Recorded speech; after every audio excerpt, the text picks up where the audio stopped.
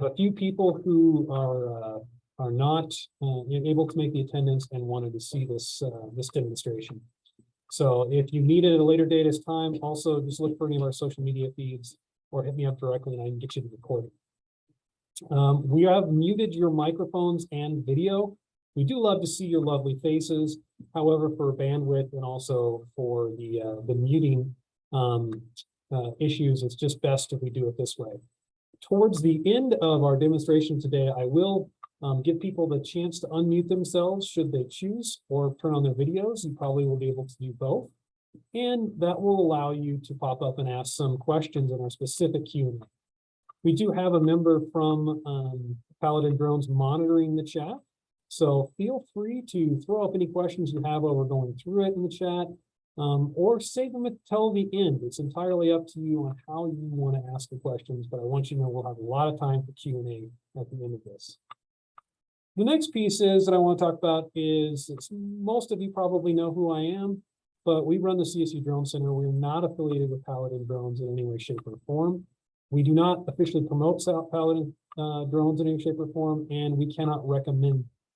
We are simply a research, industry, and education supporting organization based out of CSU for all things unmanned aircraft systems. And we like to, from time to time, hold manufacturer demos of latest technology, things coming out on the market, for both us to be informed, as well as the group that we train and the people who follow us to see what is going on actively in the community. So again, we're not affiliated, we do not promote them. We are our own organization. To that, I'm going to give just a real quick PowerPoint presentation about what the CSU Drone Center is. Some new things we have coming up on the market here pretty soon, and what you can expect if you need anything from drone services from the CSU Drone Center. So with that, let's go ahead and pop up our presentation on that. So what is the CSU Drone Center? The CSU Drone Center is really an organization that is geared around enabling research at CSU and in the industry around unmanned aircraft systems, and also enabling education, and we are CSU's main UAV flight service. Who am I? My name is Chris Robertson. Many of you have probably met me in the past. I'm the director of the Drone Center. I've been a law enforcement officer in my previous life for 20 years, a dispatch 911 emergency communication manager for a while there. And now I'm just a guy that gets to fly drones and do cool stuff with them. I'm also a private pilot, and also founded some of the training programs that we've established here at CSU. The CSU Drone Center, we spoke a lot. What are the main things we do? We maintain a fleet of aircraft that is available to rent to both researchers and industry, as well as CSU. We provide piloting services, collaboration, consultation around unmanned aircraft systems to researchers as well as industry. We also provide a lot of videography services and different things to the university and beyond at times as well. And the big thing is the promotion of unmanned aircraft systems and research education, and we are CSU's main flight service and advisory role around unmanned aircraft systems. One of the big things we do, that's kind of the hidden things of unmanned aircraft systems, is we collect, store, and manipulate a lot of UAS gathered data. It's kind of surprising. We're usually generating 1 to 2 terabytes of data every month when it comes to our UAV flights. The CSU Drone Flight School, probably a few people who attended this. We are now offering our flight school across Colorado. It's a week-long workshop that teaches you to fly drones, as well as pass the Part 107 exam for your remote pilot servicing for the FAA, so you can fly a drone commercially. The big thing is we see it as a holistic class, so both the hands-on training portion and the knowledge base to operate safely in the national airspace system. We currently train over 500 pilots, and we are maintaining a 99% pass rate on that. Some upcoming news. We are now offering our CSU drone mapping course, which is going to happen for the first time this coming January. We now have a section in February as well.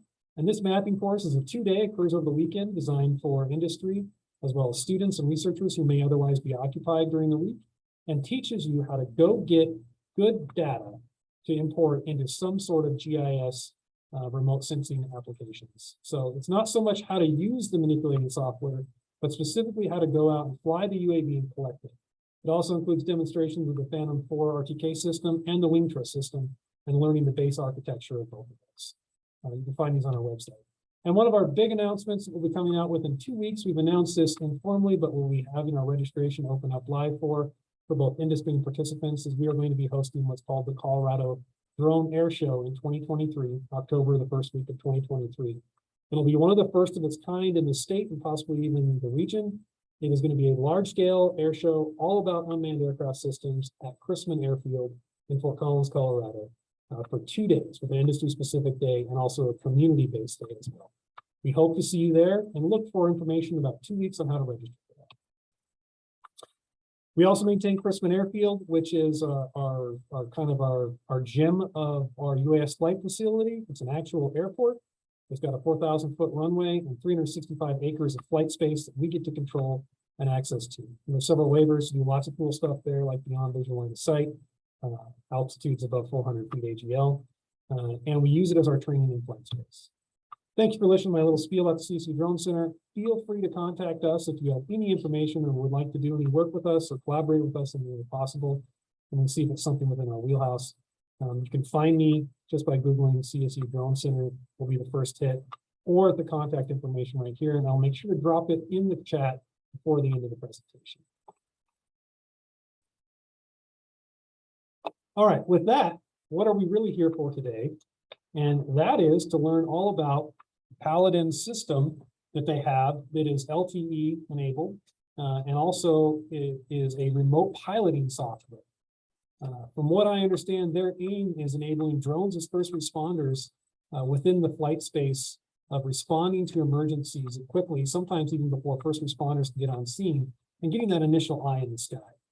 The second piece is, from my side on the research, is really interested in how this might be applied to remote monitoring situations, such as critical infrastructure, oil and gas, or possibly security purposes. Anywhere where you might want to fly a drone on a regular basis in a specific area where it's not economical or doesn't make time sense to have a person standing out there watching that. These are some interesting questions I have for them. Our plan here is we're going to introduce them, and they're going to evidently let me fly a drone around somewhere in Houston from my computer right here at the CSU Drone Center and get a chance to see the technology. On the channel with us today, we have Tommy.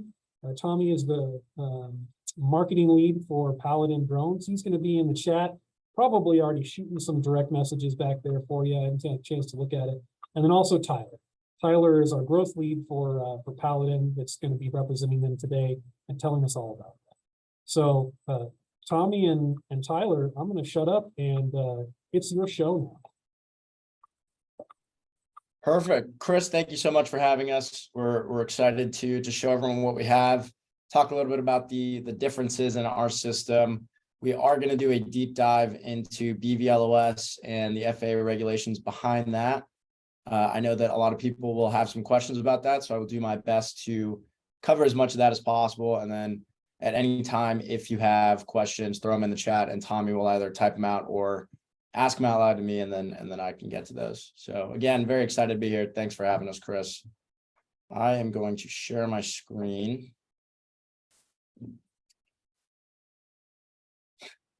The last time I did this, I talked for about 10 minutes, never shared my screen. No one had any idea what I was pointing at. So we're going to avoid that. Chris, I am sharing my screen this time, right? Yep, we can see it. You're good to go. That's great. All right, good start.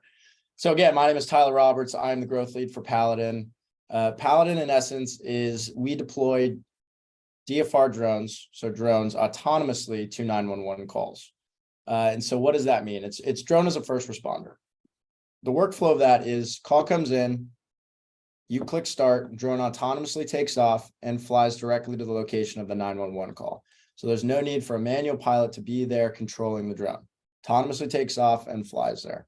And it's designed to get there before first responders do, to provide a live video feed to them. And you can stream that back to the pilot in command at HQ, to responding first responders, to command staff, to anyone who needs to see it to gather that information to operate safer and make better decisions. So that in essence is what we do. Now we have a suite of products that allow you to do that sort of an all-in-one, and I will do a deep dive into all of that. So again, what is a drone as a first responder? There's two big issues that we are trying to help solve or to improve on.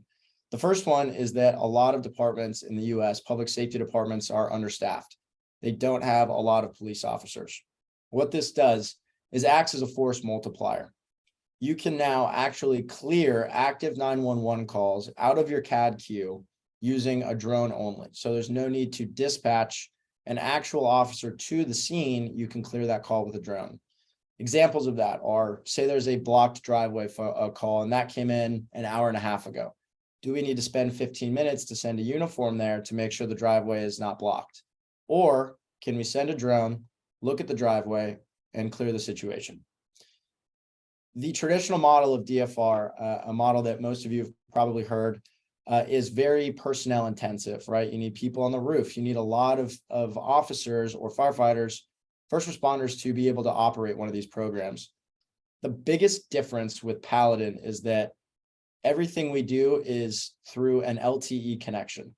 So our primary C2 link with the drone is an LTE connection, not the connection from remote controller to drone, right? The radio-based connection, but a connection from drone to LTE network to our system. And that affords a ton of advantages.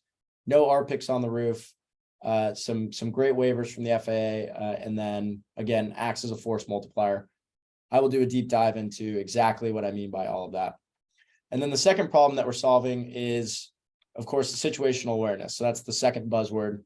What is going on at the 911 call? Right now, as it stands, the only information that we can gather before arriving on scene is from the caller, right? Dispatcher receiving information from the caller and then sending that information out to first responders, trying to paint the picture before they get there.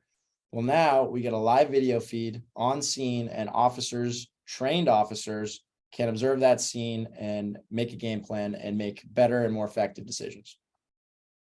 So those are the two massive benefits of DFR.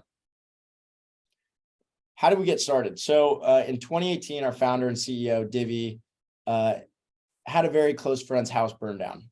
And while on scene, he struck a conversation with a firefighter and started talking about sort of what information they have when they're arriving on scene.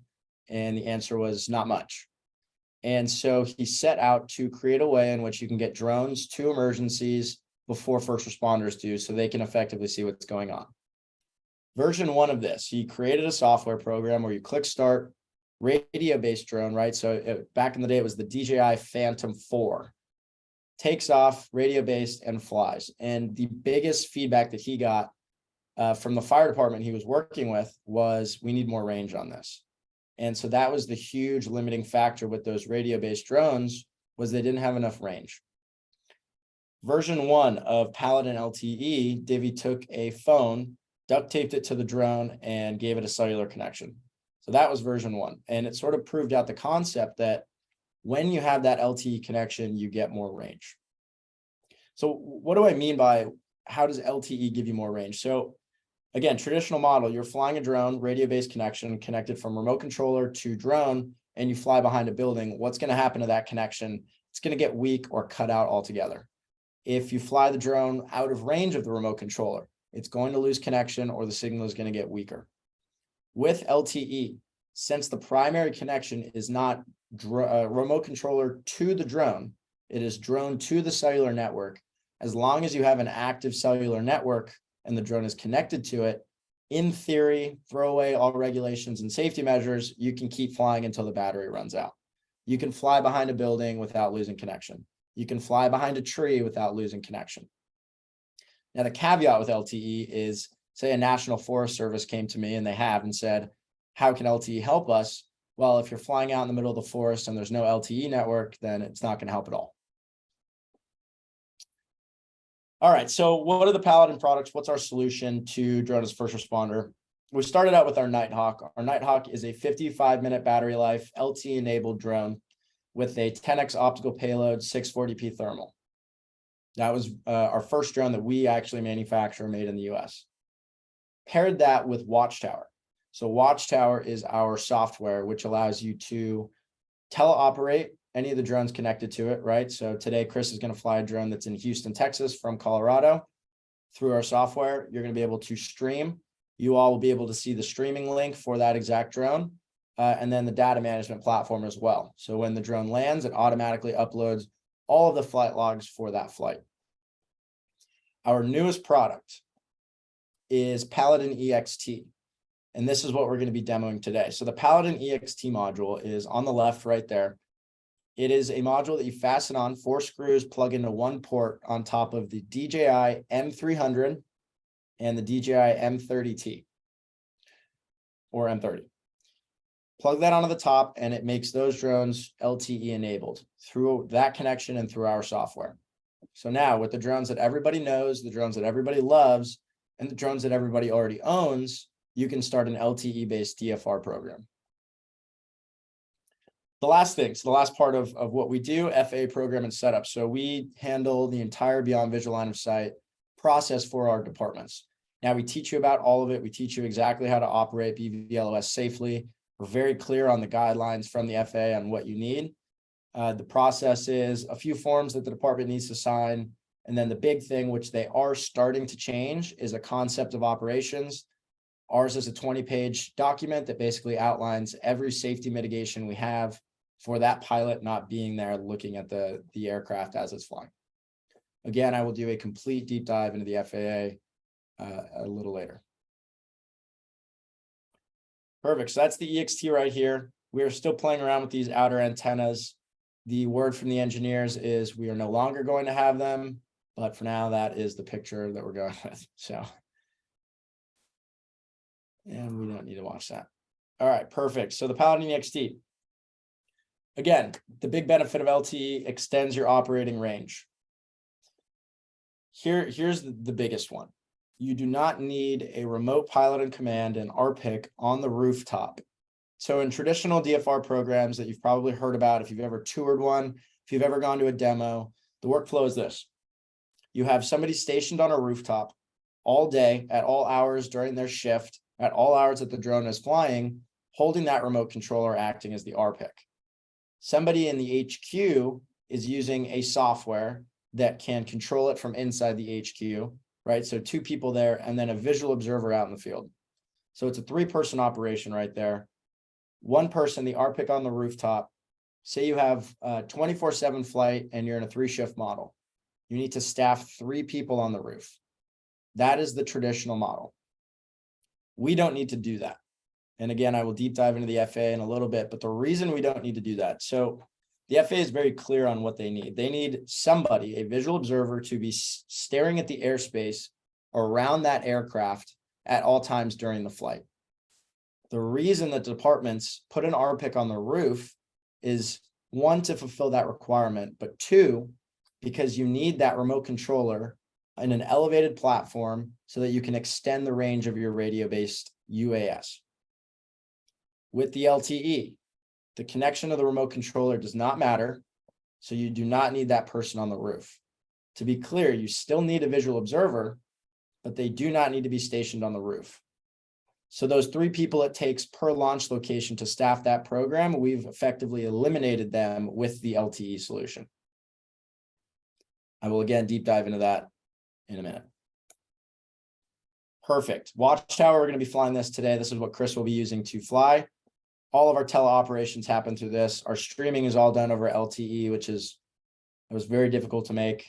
Everything over LTE. Perfect. Okay, so the FAA. Let's see the best way to explain this. There are 2 things that they want to hear. So all the paperwork that you need, our process is we figure out exactly what your airspace is. Is it occupied by an airport or are you good in Class G airspace, right? Class G airspace is open. Jurisdictional COA, what you need if you have airports or any airspace other than Class G, B, C, D, this is you need a JCOA. So we figure all of that out, we map it out, we look at your grid squares, we look at where the airports are in relation or the heliports in relation to your launch location, and we figure out exactly where we want those grid squares to be.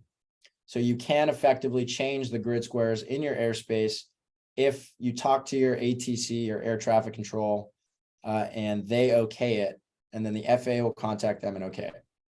I will give you a better example of that later. Paperwork, we need the PDL, so the public declaration letter. This says I am a police department, fire department. I am an agency within a public municipality within the United States of America, and I'm interested in operating drones. You need to access CAPS, right? So this is how you file your CONOPS, your concept of operations, and you need an airworthiness certificate. Okay, so all of these documents submitted to the FAA, they review them and they approve or ask you for more information on your BVLOS. What is the concept of operations? So the CONOPS, again, ours is a 20-page document that outlines the exact ways in which we are going to mitigate the risk of, Chris flying a drone in Houston from Colorado. He's nowhere near the airspace. He has no idea what's going on in the airspace beyond flight radar. How are we going to mitigate that risk? So how are we going to do it? The two things that the FAA need to hear. If you're doing see and avoid, so you have visual observers, you need constant radio communication or constant communication between the RPIC, Chris, and the visual observer on the ground, who today is going to be Ahmad. So they need to be in constant communication. Why is that? Ahmad sees an aircraft flying at a low altitude, 1,000 feet. He needs to notify Chris, hey, there might be a conflict coming in from the northeast. You have, anywhere from 10 to 20 seconds to actually avoid it if it becomes an issue. And so he'll radio out to Chris, descend altitude 50 feet, proceed northwest. The second thing, the visual observer on the ground needs to be able to see a 2-mile bubble around the aircraft. 2-mile bubble around the aircraft, right? So if I'm the visual observer, I'm on the ground and I'm looking at the airspace constantly in radio communication with Chris to ensure that no aircraft, no ground-based obstructions in the area are going to interfere with the mission, and we're not posing any safety risks to the public or public aircraft. Perfect. So again, how does this all relate to not needing the RPIC on the rooftop? Again, if you're following those two rules, those are the two rules they want to see you follow, and you propose your case in the concept of operations, this is how we're going to follow those rules. The FAA will give you the okay if they're comfortable with those safety mitigations. You do not need the RPIC on the roof if you can fulfill those mitigations in a different way. With the LTE connection, we have secure connection and we have the range that we need. We can constantly reach the 3-mile radius that the FAA provides us per aircraft with that LTE. It takes about 5 minutes to get to the 3-mile radius. So we do what's called a network of visual observers. I'll give you an example. Odessa, Texas. They have 60 firefighters and 15 patrol officers at any given time who are all VO trained. Aircraft goes out. You only need one of them to act as a visual observer on an as-needed basis. What does this allow you to do? Instead of needing, Odessa has 5 drones. They're setting up a 5-drone program, and they're in a 3-shift model. If they wanted full 24/7 coverage, they would need 15 personnel staffed on the rooftops to operate that program. 15 people, which is, for them, they told me impossible. There's no way they were going to be able to set that program up. Not needing those 15 people and being a visual observer as a collateral duty to what you're doing gets rid of those 15 people while still fulfilling the FAA requirements, while still allowing us to fly safely. I think there's going to be a lot of questions on that, and I do know that the live demo is next. So I can actually open it up, Chris and Tommy, right now to questions if there are any. Let's go through the demo and then throw some questions at the end. I haven't seen any pop into the chat. Yeah, no questions so far in the chat. Yeah, it's because I'm doing a phenomenal job. All right, cool. So, Chris, you are up then. I will let you share your screen. Tommy, if you could go ahead and send the link that I sent you, or I can do it.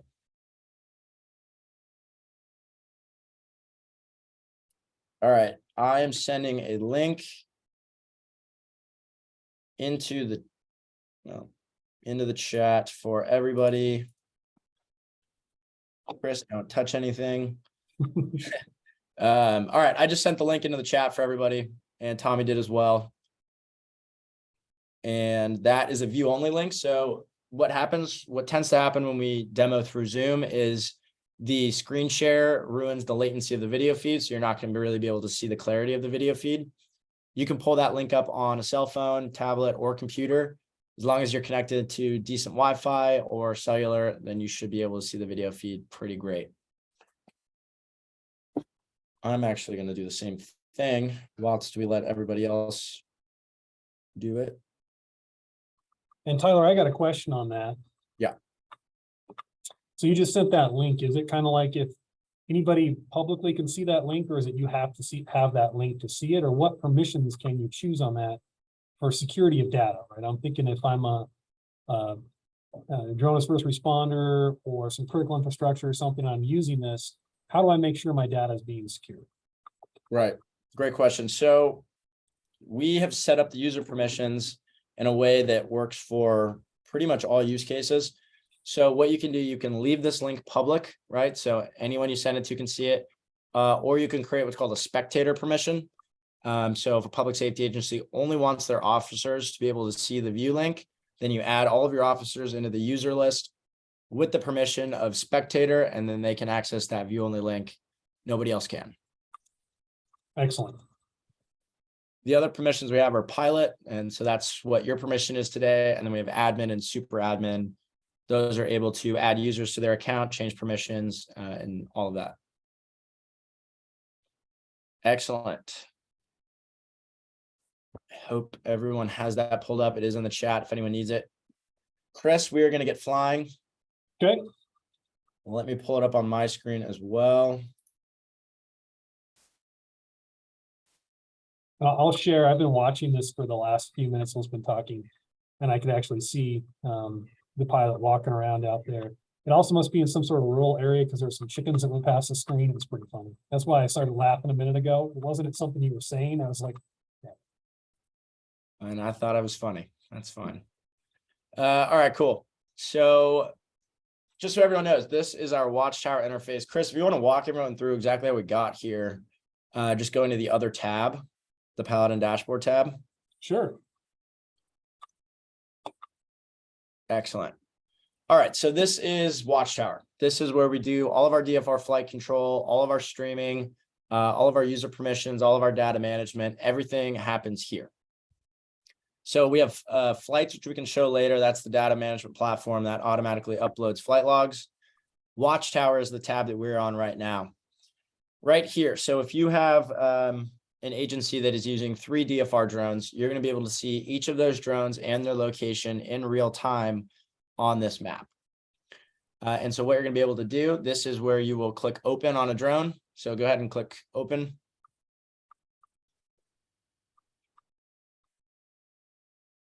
And there's a live video feed. Perfect. And just so everybody knows, I have pilot permissions on my end. Chris has pilot permissions on his end. We are looking at the exact same interface, and we can both control it at the same time if we want to. Obviously, if you're in a high stakes mission, you don't want 4 pilots hopping on and flying it, but the option is there. For demos, it's nice. It's almost like when you're 16 learning how to drive and they have 2 steering wheels in the car and 2 sets of brakes. If Chris messes up, I can help him. All right, perfect. Chris, looking at the map on the right side. Let me get this zoom window out of the way. All right, looking at the map on the right side.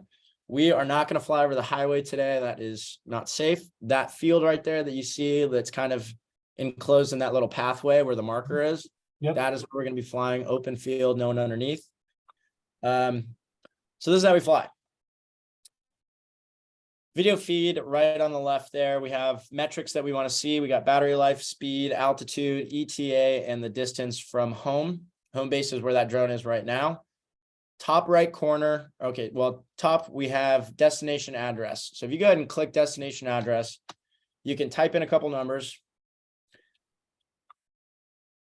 and it will show you pre-fills, right? So that is one way to enter a destination. The other way to enter a destination, right below RTH, Chris, on the top right. Mm-hmm. That, yeah, right there. If you click that, and then you click anywhere on the map there, that is going to change the waypoint of the drone. So that is now where the drone is headed. Playing out a little scenario here. 911 call comes in, we get the address, we either type it in or we click on the map in the general direction and just get it flying there and then fix the location as we're going. Sometimes location is at, 230 Main Street, but we don't want to fly directly to 230 Main Street. We want to be a quarter of a mile away with the camera on it, but not necessarily over the location. So this just affords us a bunch of different ways in which we can fly the mission. Call comes in, we have our address. All we have to do now is click start. See the props going, That's a good sign. aircraft's taking off. There it goes. My flight radar session has expired. Nice. I've got mine up. Okay, good. And that was one of my questions that I have at the end of the thing. Don't let me forget that about ADSB. Got it.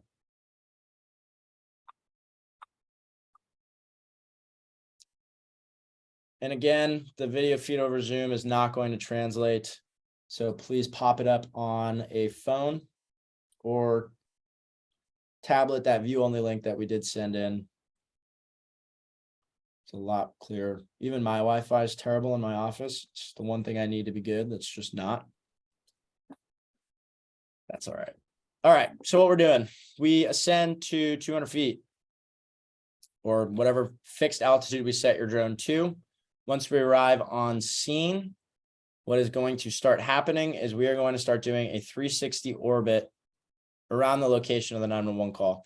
That was actually a suggestion from a fire department that said, right when we get there, autonomously, we want to be able to see every corner of that fire, every corner of that situation while we're going. What we can do now, Chris, see that arrow with the line underneath it on the video feed? Top right. Top right. Video feed. Video feed. Okay, so the arrow with the line underneath it. There you go. A little lower. Okay, yeah. Yes, there you go. See how it is. Yeah, go ahead and click that. Okay. All right, what that's going to do, it's going to angle us down to a 70-degree angle. If we want to stop this orbit, all we have to do is click stop. Right next to start. Yeah, there you go. Stop. Perfect. And it stops the drone. If we want to change locations, say we want to get a different angle on a scene, if you have that drop marker highlighted on the top right, which looks like you do, you can click somewhere else on the map and click start. And that's where the drone's going. So there's two ways to control the gimbal. You can use those arrows on the top right. So you can click up, down, left, right.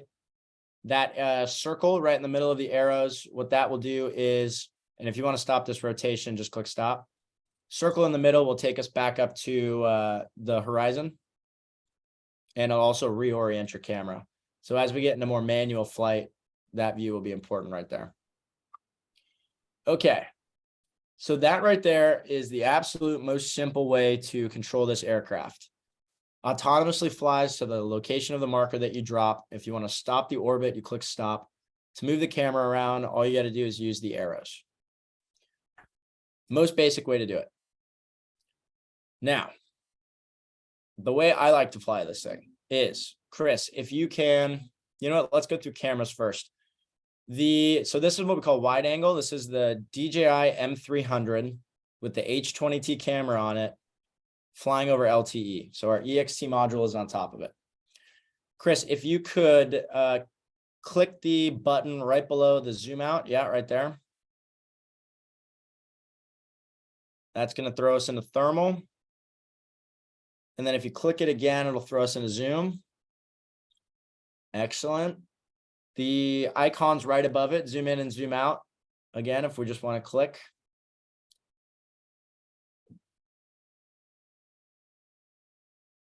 Great. So again, the most basic way to fly this thing. Not the way I like to fly it, but basic. What we can do now, if you click the game controller icon. We'll reset myself here, so I'm not looking. I just want to see what the zoom was going to do. Okay, game controller icon. There you go. Now you can click and drag on the screen to move the camera.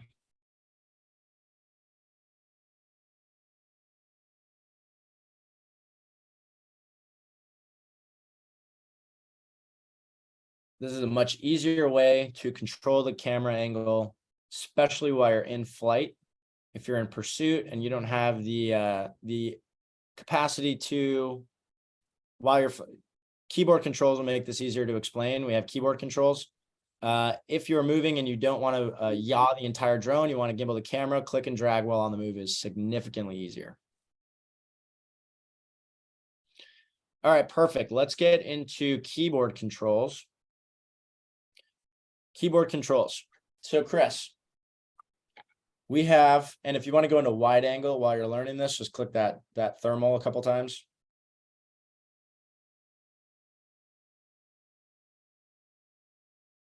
I was enjoying, see if I could read license plates or stuff. Like that. All right, there's wide angle. All right, cool. So you're in the game controller icon. That's the icon right below thermal, right there on the one that's highlighted orange. You're good to go right there. If you want to reorient your gimbal, click that circle. All right, we're looking straight. Okay, W moves the drone forward. A moves it to the left. So it doesn't rotate and move it to the left. It just physically moves the aircraft to the left. S will move the aircraft backwards, and D will physically move it to the right. Q and E. Rotation. Q, yaw to the left. E, yaw to the right. Oh, so I'm playing a video game. You're playing a video game. If you All go into those- circle, it feels like a video game. All those times I spent playing a video game. See, it actually worked. Gamers actually did have a job. There you My go. parents lied to me that video games wouldn't prevent or wouldn't help me do anything in life. All right, so I found the rotation, the yaw factor. Now I'm doing forward. I can do a little bit of a coordinated turn here. You got it. So for everyone, what he's doing right now, he's holding W and then also holding Q and E. And so what that does, it yaws the drone, or I'm sorry, it banks, right? So when you're flying, it banks. So Chris, when you hold down W Mhm. and then you hold down Q with it, it will bank to the left while flying forward. Excellent. Yep, just a little bit of a coordinated turn. Perfect. Making everybody watching a little sick. The last part, I don't know if you have a game controller, Chris. You can plug in a PS5 controller or the equivalent into the computer and fly it around with actual sticks. This is for pilots. What we first learned about a while ago when we were first starting is that experienced drone pilots like Chris, who are used to flying with the sticks, don't like being limited to clicking on the map and autonomously flying it there. Keyboard controls is very, very useful. Pilots really like this. Chris, one thing I did forget to tell you, if you go into zoom mode, so after you're done with thermal, if you hold down 1, it'll zoom in, and if you hold 2, it'll zoom out. I like that. That's a little bit better than the clicking. I like those keyboard controls better. Everyone does. Being a gamer, I love them. Okay. Perfect. And again, this is all over LTE. The video stream is over LTE. The command and control, so let's talk latency. Command and controls is almost instantaneous. So if you hold Q, it is yawing the drone almost instantaneously. The video feed latency that we like to see is we always like to see it under 1 second, usually around half a second. And again, that was the most challenging part of LTE. Do you see some questions in the chat, Tommy? Yeah, I mean, from the experience, I can tell everybody, I notice a slight delay from when I click or input to what the drone does it, but it's still pretty impressive, the fact I'm flying a drone 1,500 miles away from my location right now, and the delay is, I would say, a second or less. It's almost not per second. Perfect. So Chris, I'll let you play around with that. I can answer any questions if anyone has them. It looks like, what is the range or max distance of flight? So in theory, as long as there's an LTE network, you can keep flying. According to the FAA, you get a 3-mile radius around your launch location. We got a waiver a couple months back, said you are able to fly anywhere within your city limits as far as you want, as long as you are within your city limits and following your con ops. I still don't know how we got this or why they gave it to us this way, but it is fantastic. The agency flew 5 miles away the other day. Absolutely no problem. As long as you have that LTE connection. So I had a question from a piloting perspective. I noticed that I don't have the ability to control my altitude. Right.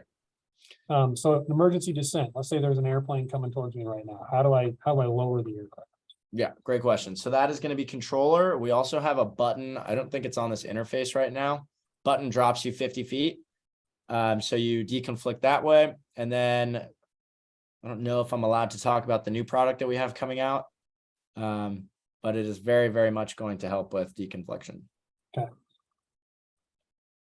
All right. And then also from a piloting perspective, I'll ask this question now because, I've got Flight Radar 24 up and I'm looking exactly where I'm flying. I do see certain airplanes around, but nothing close. Is there plans to integrate ADS-B into this map on the right side? Or have some sort of ADS-B warning to me as a pilot pops up on my screen and says, hey, aircraft reported 200 feet above you, lower the aircraft or RTH or something like that.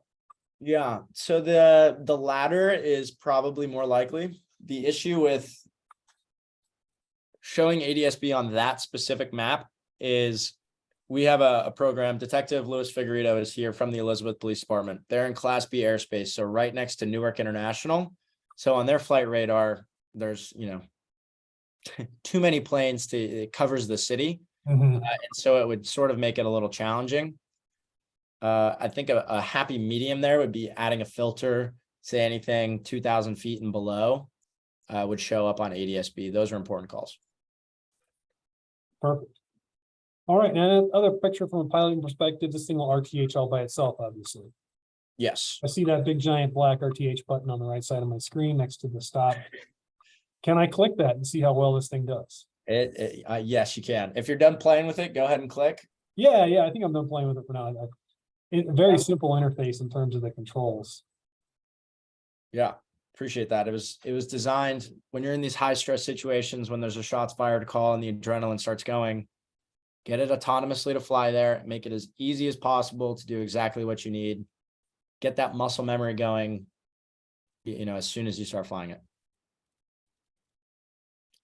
One thing I will say, Chris, is part of our privacy policy. If you go ahead and click the circle in between the arrows. The circle? Oh, okay. Right. So I'm not staring at people's houses. Exactly. So when the mission's over, whenever you're in transit to the call, unless it's a search mission or there is a safety reason for having the gimbal looking down. And then when you RTH, it should be automated. But again, we like to afford, if there is a reason, then you need it down. So always gimbal that back out.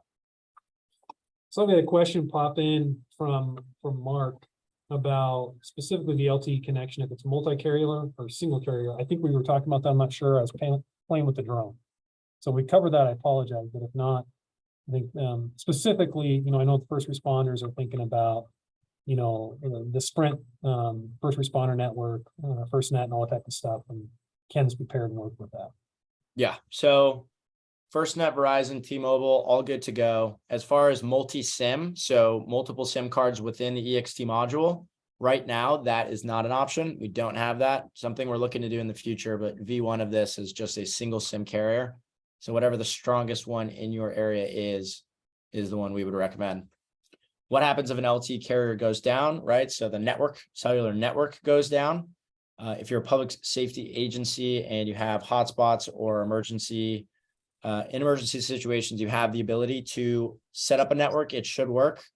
But again, if there is no cellular network, if it goes down, if you're in a forest and you don't have the LTE connection, this will virtually not help you at all, if not hurt you. So sure. Seeing some more questions pop in. I'm happy to continue like a narration conversation around those. I think that'd be great. But I wanted to see if you had any other any more of your demonstration of your PowerPoint to present before we jump into a Q&A. Let's see. Let me share my screen. Yeah, I do have a little bit more, just some tech stuff to show everyone. Flight logs. Drone lands, automatically uploads flight logs. See if we can find a good one. 34 minutes right here. Actually, that's Lewis's, unless you're fine with it. We find a test flight. All right, this is a test flight, not a real flight. Altitude graph, battery life graph, and then the ping. So again, this is effectively what dictates your video latency. So that command and control, Chris, the delay you're feeling when you click W and it takes a half second for it to start moving. In real life, it is moving. That video is what needs to catch up. This is where we like to see it. If it starts spiking way up here, you're going to have ultra laggy latency, bad video speed. And that will happen in areas where you get, 1 to 2 bars of LTE connection. 1 bar of LTE connection, you're not going to have great video feed. And again, exact flight path of what it does. So this is a test flight. We just threw it in orbit mode. But if you're flying across your city, you would see the exact flight path. Different metrics down here. Flight recording. So we have SD card recording, which is on the drone. Take the SD card out, upload it like you normally would. We also have cloud recording. If your cloud recording uploads right here, as part of our policy, we don't allow automatic recording. You have to turn it on. And that is because we don't want people flying all over their city just recording flights for no reason. Perfect. That is the data management platform.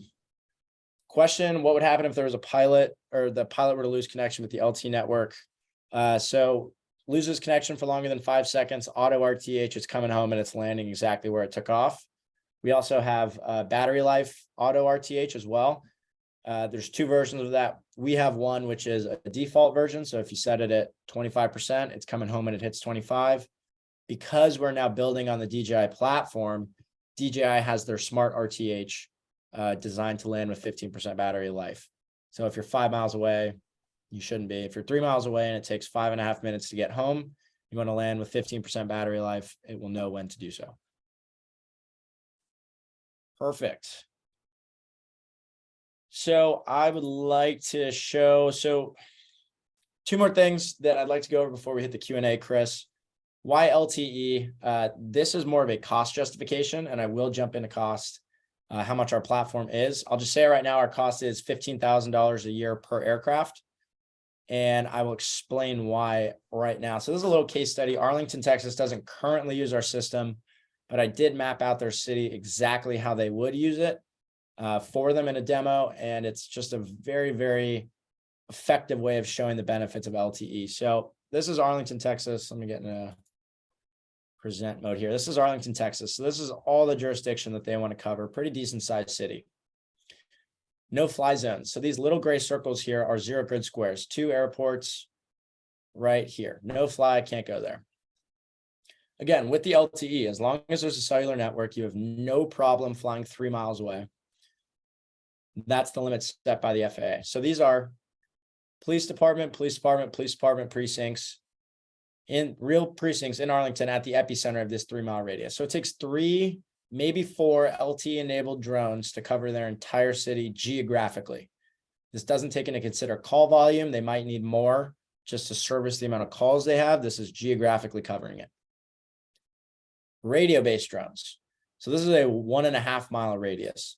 That is sort of an average. Some people get 2 miles, 2.5 miles with an M300. Lewis and Elizabeth, we started with radio-based M300 just to see, and we got 0.5 mile of range because they're in a very metropolitan landscape. So they were losing connection like crazy.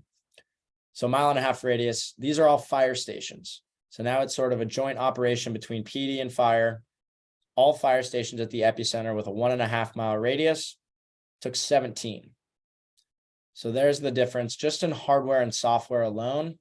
Say you're using M300s, they cost $25,000 each with the H20T or H20N, couple $1,000 difference there depending on the camera you want. So we're looking at $75,000 startup cost in the hardware. Software is going to be $15,000 per drone, so that's 45. So you're looking at a year one, quick math, 120, and then a recurring $45,000 cost. That's strictly hardware and software. We're not even talking about personnel. On the right side over there, 17 hardware, 17 times 25 is 425,000. I'm a genius. Say the software is only $5,000 a piece. 5 times 17 is 85, maybe somewhere around there. So you're looking at almost a $500,000 startup cost and the recurring cost of 85. So it's about 5 times the cost to get started and double the cost recurring. This doesn't even take into account the biggest benefit of LTE, which is the personnel. So the people on the roof. In Arlington, you have 3 drones right here. You do not need anybody on the rooftop as an RPIC in the middle because of the LTE connection. You do need visual observers, but it's a collateral duty. So you don't need to staff somebody at all times on the rooftop. So all you need right here is the one person who can control all 3 of these drones, one at a time, of course, but they have access to all 3 of these drones. 3 shifts, you need to staff 3 people. Over here, if we're in a 3-shift model, you need an RPIC on each of these roofs to make sure that the drone stays connected with the remote controller. 17 people per shift. Say you're in 3 shifts, that's 51 people. Never mind the salary cost of 51 people. Hiring 51 people is absurd. If you can do it, that's fantastic, but you don't have to. And we're all dealing with staffing shortages. This is designed to help that, not to lose 51 people that you could hire for something else. Okay. So those are, again, the massive benefits of LTE. Curious to see if there's any questions that come in for that, but the last component of this, we do have Detective Louis Figueredo from Elizabeth, New Jersey. They're our most active DFR program using our LTE solutions. He's got 3 stories that he wants to, well, I want him to briefly share right here. Louis, if you could hop on and walk us through these, that would be awesome. Hey Tyler, hey everyone. Yeah, so I'll start with the lewdness call. Actually, before I start with that, I'll just give a quick background. We've been using Paladin system for a few months now. We're close to, we actually just surpassed our 1400th flight. We're working on a part-time model right now, mainly because of staffing issues. So we only operate 4 days a week and it's 1 shift. Some of the benefits that we saw initially from the beginning was our clearing call rates was pretty high. So there's some days that the rate we're clearing 50% of the calls that we're going to, we're clearing them even before any officer has to respond to the scene. And if anybody in public safety, you can right away, you can see that's a huge benefit. I'll go right into these success stories. This is only a few of the many we've had. The first one is the lewdness call, and this was, I believe, it was like our 2nd or 3rd day of doing DFR. Actually the 2nd day. We received a call for a lewdness act, and we sent a drone there. We were there within 30 seconds. As soon as we got on at the scene, the suspect drove off, and the responding unit was still nowhere in the area. So we were able to follow the suspect in his vehicle as with our DFR drone, and we were able to guide responding units to where the suspect was. So as a result, within a few minutes of the call being made, the suspect was placed under arrest, and obviously the video was tagged as evidence, and so that was a really quick success story and our 2nd day of operation. Another one was the shots fired call that we had a few weeks ago. And if anybody, we're a pretty decent sized department, so a shots fired call comes in, all your resources tend to flood the area. They're going to be looking for a suspect, locating the victim, and that happened during a busy time in the day. It was towards the late afternoon, and that's when we have a huge high call volume. And so all our resources were in that area, and there was calls coming in, and our dispatch center, things are starting to get backed up. So during that specific call, once we were done assisting with the DFR drone, we started clearing calls from the stack. So we were able to clear multiple calls, and by the time resources started getting freed up from the shots fired call, our stack in our computer system was already starting to clear up. Another one was an attempted break-in. Homeowner got home. As they were pulling into their driveway, there was somebody trespassing on the property. I believe they're attempting to break into to the homeowner's garage. Once they made contact with the homeowner, they took off running. They started jumping a few fences. The homeowner called 911, and we dispatched our DFR drone right away to the area. We went to the location. We started playing the area for the suspect. As soon as the responding units got there, the homeowner came outside, and the first thing the homeowner said to the officers on the scene was he inquired about the drone that was above his house and asked if the drone was a police drone. So the officers explained to him that it was our DFR program, and explained to them what the drone as a first responder was. And the homeowner was very pleased with the result. His actual words were that before he hung up with dispatch, the drone was over his house. So he was surprised how quick the response was. And we were able to play that area for the suspect quicker than responding units on the ground. We were able to cover multiple yards. And so overall, between those three stories, we've had a lot of successful operations, great public perception for the program. And we just keep moving forward. So we are planning on going full time within the next month. We'll be operating 7 days a week. And everybody here is excited for it. It's just, like Tyler said a bunch of times, the LTE it's a no-brainer for public safety. In the beginning, when I started communicating with Tyler, I mentioned range anxiety a lot, where, for anybody that I've been flying drones for well over 10 years, and that's just something you do, especially when it's in public safety and your adrenaline's going and you're looking for a shooting suspect or a fleeing suspect, and you're sending that drone out, and all of a sudden you start losing reception and you have to bring it back. And, you feel like you did something wrong because you just weren't able to clear the area that you wanted to go to. So with LTE, it's a game changer. You hit that button and the drone's going to get there. We're doing it in one of the most complex airspaces in the country. We're actually the first department in the country to get a beyond visual line of sight waiver for Class Bravo airspace. So if we can do it in this airspace, anybody can do it. Unless you're in Washington, D.C., then you're probably not going to be able to do it, or you might upset the Secret Service. Awesome. Louis, thanks for coming. Thanks for walking us through those stories. It's always good to hear it from somebody who's not me. So again, thanks for coming. Thank you. Chris, that is all I have as far as these slides go. Perfect.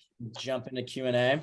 Yeah, so I had a couple myself. I've also been watching the Q&A, kind of going to play a little bit of a moderator Q&A for you here with some of mine and some of others. And we'll go from there. Once we get through like 5 minutes, if you've got your own question you want to ask Paladin, just unmute yourself once we get through a couple of these. So first off, do you do any work with any groups that are not specifically COA law enforcement, first responders? So people who have to operate underneath Part 107 and Part 107 operations. Do you have the ability to do that? Do you have processes and workflows? Or is this purely a governmental program? So the way that we handle it, COAs are pretty much purely public municipalities.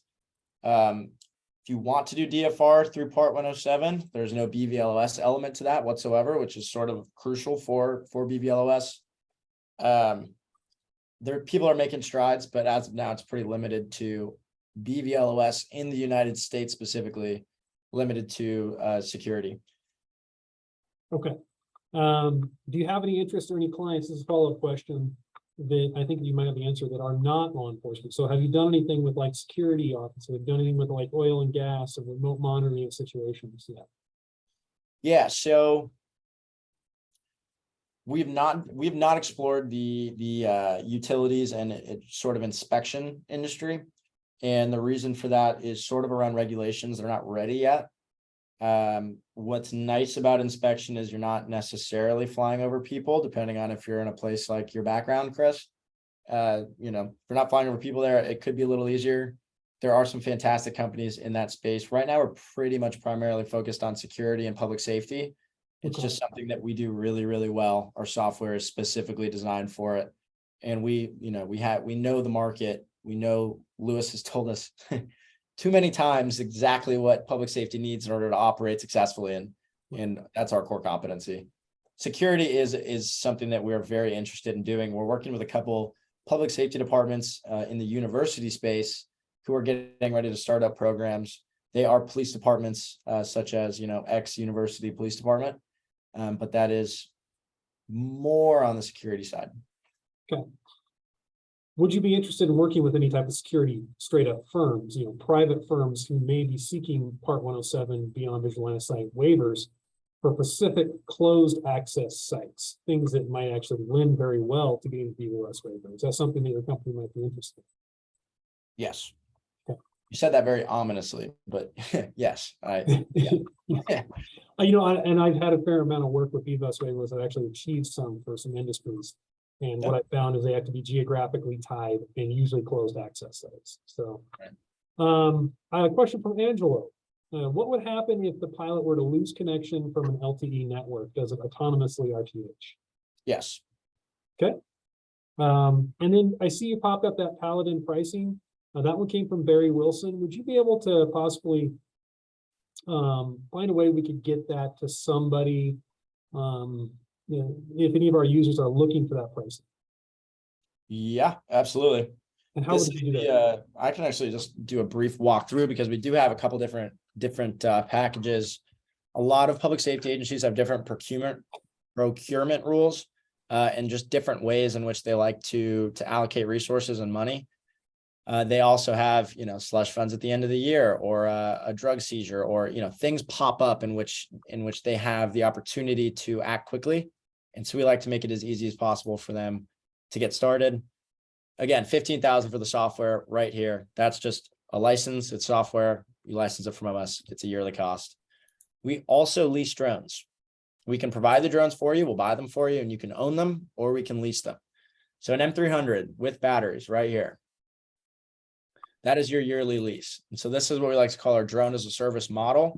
Essentially, you throw this in as a budget line item, and for 3 years, you have access to the M300. You don't own the aircraft, but for 3 years, it's yours. The M300, all of the software, all of the waivers, all of the batteries, pretty much everything you need in order to operate a DFR program other than your own personnel. So software, all of the tech and waivers included in that cost. Same thing over here. Ignore the docks for now for the M300. But let me jump over to the M30T. We do have options for this as well. These will officially release in a little while, so don't expect the dock to be ready for a couple months for you to use. However, M30T right here, $23,000 to lease it. So that includes, again, all of the software, all of the waivers, the physical drone, everything you need to operate a DFR program right there, one budget line item. Notice how these are coming in under the $25,000 mark. Some agencies like that. And if you know what I'm talking about, then you know exactly why. Again, you get all of the hardware, all of the batteries. This battery is yearly, so you get these yearly. And then, again, one budget line item right there. Save some money up front. It's a little more expensive to lease. It's kind of like a car. Excellent. And then the dock right here. If I can just get it. There it is. Great. That fed into one of my other questions that I noted for myself was, do you have any kind of drone in the box solutions? Specifically, one thing I've been researching and looking at for within drones as first responders or remote monitoring, that type of situation, is we still have to have somebody servicing this aircraft. Somebody out there turning it on, changing the batteries. That is a person, right? And that you go into your business model of removing persons, right? And looking towards this kind of holy grail where we have something out there that's just simply charged, waiting in an enclosed structure with weather monitoring, maybe some ADS-B attachment, or a dispatcher, a person in a controller command center. Press go, the aircraft takes off, comes home, charges also. I noticed you mentioned the M30T drone in the docks, which I've been looking at pretty commonly. Does your system integrate with the M30T dock system? So it will. The M30T dock system specific to DJI was going to be released last summer, and it's been pushed to April, anywhere from April to June of this coming year. It's going to be more of a limited release, and I think it's geared more towards inspection. They do have all of those different mapping features. You can buy the H30 or the M30T for $30,000, including the dome. So that's with the dock. One thing everyone should know is that if you own an M30 right now, you can't just buy the dock and the M30 you currently have works with the dock. You have to buy it all together or it won't work. We are partnering white labeling, but partnering with a touch charging solution. Charges the same amount of time, same exact price. It's actually a drone agnostic dome, in the sense that purchase the dome, then you can purchase some battery pads, and those battery pads fit with different kinds of drones. So this will, for this price right here, and for this lease price, come with the dome. And this is a different option to the DJI docking system, as again, there's just a lot of unknowns on how that works. I wonder if I can pull up. Can we buy the dome outright if we choose not to lease it? Yeah. Okay. I actually took some great videos of the DJI dock. If anyone wants to see it in action, I was at Airworks. It's really cool. Perfect. Now, in interest in time, I know we're right over our hour mark right now. Does your system currently work with anything else like Autel Dragonfish, Skydio, different drones like this? Can we plug in your LTE side of things to it? Not yet. The DJI was the first one. Get it working, get the concept down, get everyone sort of used to LTE, and then start working with those different hardware providers as well. And then Paul had a question that just popped up in the channel. I'm not sure if he's if we just lost him or not. Looks like Tommy got it, but more towards scale of operations. So can one operator fly multiple drones? Can your drone scale with the complexity of an operation? So let's say you've got an event that might require 2 different flights, or continuous overwatch, so you're trading drones in and out type of thing. Great question. So right now, the sort of, not lily pad, not daisy chain, what's the word I'm looking for? Flying back and forth, right? If you want continuous overwatch, that's one way to do it. The new product that I can't talk about yet that's coming out is going to make it a lot easier to keep a drone on scene for a lot longer without having to send it back and forth. And then what was the first part of that question, Chris? I think that's pretty much it. Oh, that Oh, was it. can an operator control more than one drone? Right. No. So you need to have 1 RPIC per drone. But if you have 1 RPIC and 3 drones in your city, he can fly any of those drones, just 1 at a time. All right. So I think that's about all the questions we have popped up in the chat. From my side, I got most of mine. I just want to say a big thank you for coming and giving us this demonstration so we can see what's going on in the industry. Yeah, actually, Chris, we did have one question from Carrie a little bit earlier, kind of a specific like program setup question. So the question is regarding VO provision of 2NM. Their fire jurisdiction is 235 square miles, of which roughly 25% is foothills and mountainous terrain and forest. So getting a VO into position within 2NM of a potential call location, like a wildfire, in advance of an LTE drone may be challenging, no straight lines or roadways. Does this challenge limit their ability legally to use a drone as a first responder? Or are there any provisions and or waivers for BVLAS that could pertain to the specific scenario?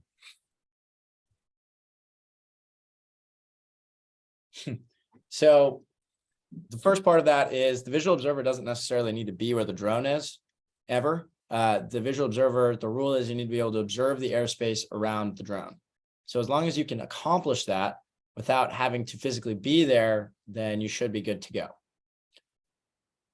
go. Second part of that question, there is not really,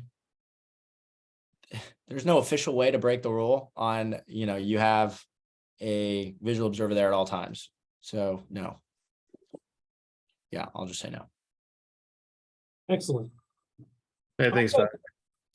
I just wanted to open it up. If anybody wants to unmute themselves, take their video cameras live, whatever they want to do, and ask direct questions to Tyler and Tommy or myself, now's the time. Please go right ahead and do so if you want to. Other than that, Tyler, if you want to pop up your contact information and chat and links on how they can find you, I think that'd be great. So floor is anybody's who wants it.